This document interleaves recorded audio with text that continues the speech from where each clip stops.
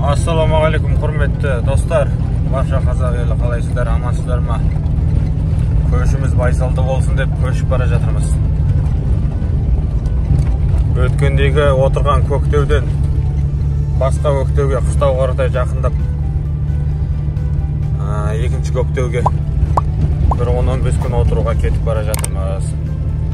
Бір жақсы бір ағам бар еді, сол кісі бір базым бе, соған тұрақтаймыз ба, соған көшіп бара жатырмыз. Бүгін міне 28 наурыз, қар жетіп, төмен жақта жақсы болып жатырмыз. Міне мына жақта, қай жақ десеңіздер, Жетісу облысы, Ақсу ауданының территориясы. Былайша айтқан кезде өткенде Ағешкі су қоймасының жанында отырғанбыз. Енді Қызылағаш су қоймасының жанына бара жатырмыз.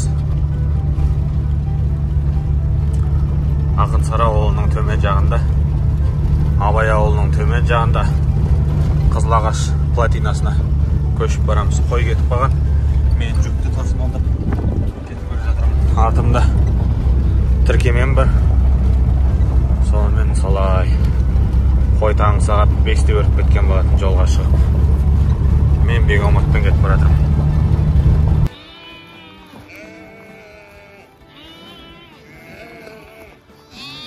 Хейда!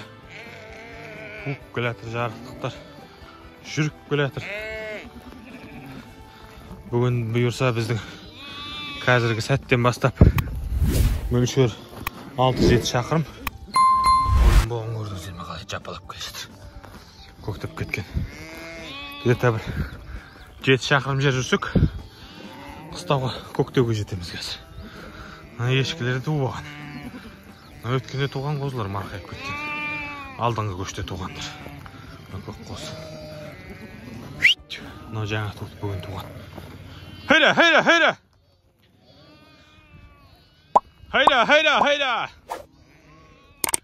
Кең жазық мидалы мына жақта егіз қоз туып келеді. Өзі бүгін 3 егіз ба 4 егіз туды. Осылай бізде күн жақсы жылып тұр. Көк көтеріліп келеді. Құдай қаласа. Футболкамен жүрміз. Қой айдап. Кішкене суықтау жел болмаса былай жылы. Жүріндер ғана қойлар.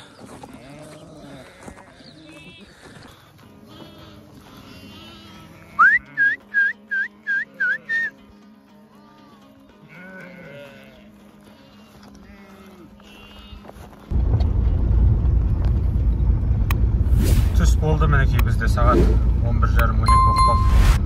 Түскі уақыт. Қойлар шаршап, күн ысып. Жас қозылардың бәрін телешке салып алдым. Бұлай жақсы. Бізде түскі әбет, түскі ас. Далада қарағаштың жалына шай қайнатып, қара шөгінмен қара шай ішіп отырған жағдай. Қой жатыр демалып. Қандай әдемі көрініс.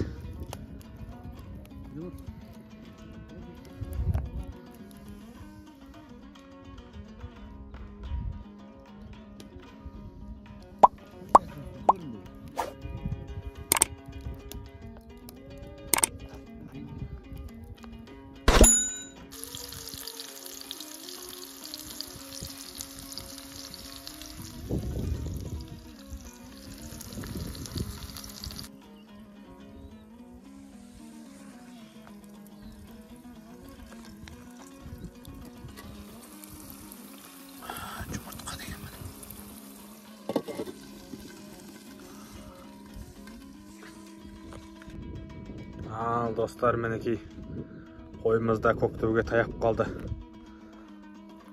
Телешкеге туған қойларды қозысын салып келе жатырмыз.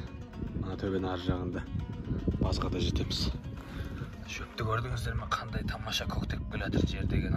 Сарғалдақтар шығып әдемі болып. Ояно жақта келе жатыр. Өте күшті, керемет. Мақат ағаға көп рахмет.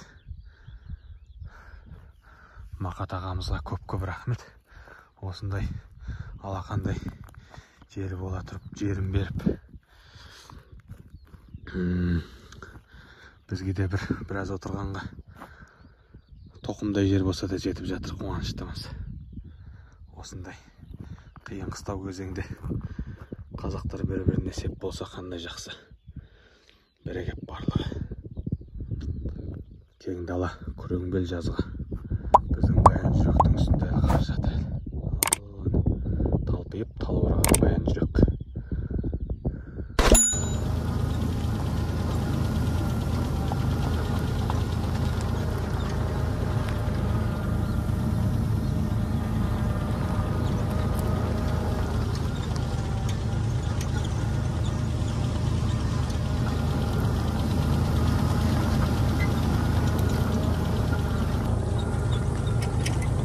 Dostlar, осы жерден міне базға да таяп қалдық. Түсіп келе жатырмыз. Тек жол жоқ екен. Жол жасап. Бұрынғы ескі жолдың сілемі бар екен, осы жерден түсіп келе жатырмыз.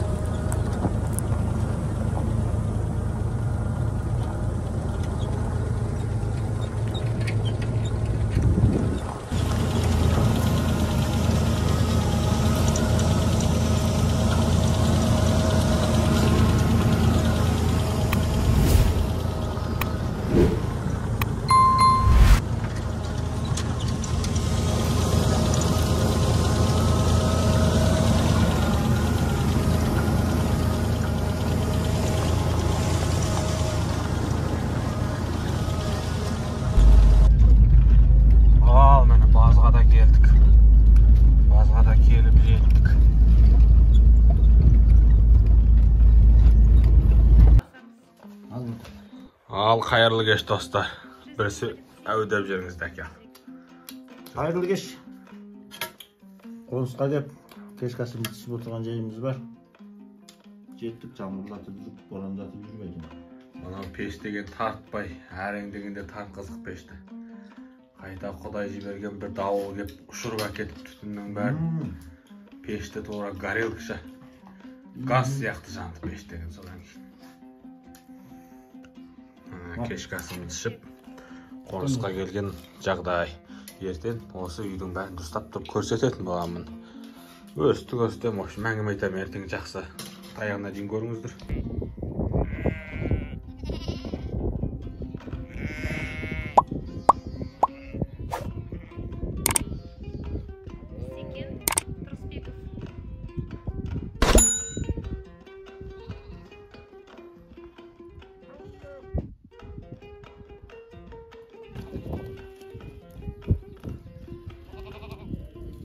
Добалдай боп мына біреу қозы ойына ұқтап жүр.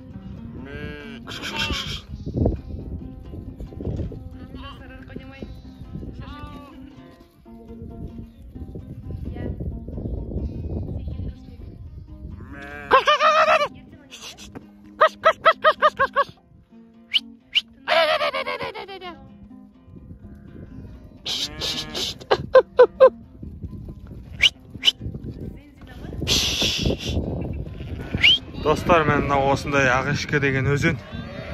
Осыған қойды суатқа түсіріп жатырмыз. Бұл жердегі қойды суғару кішкене қиындауға соғып жатыр. Бір үйретіп қойсақ, өздерге түсіп тұрады. Қоч.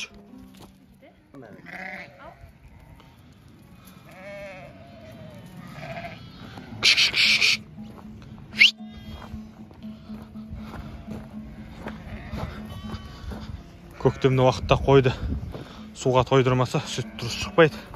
Сүт көп ішпеген қозы дұрыс жетілмейді сосын. Суғарудың маңыздылығы да өте зор. Міне мынандай арқырап жатқан ағажөн, су тасқыны, қар еріп лай судың бәрі. Достар, мен мына өзен жағасы, керемет өзен жағасы. Тоғай, ағаш деген көп, отын деген көп. Осындайда қазақ айтады ғой.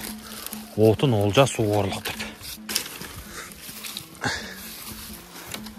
Отындар жинап алайық. Кешке жаққанға қурағандарынан.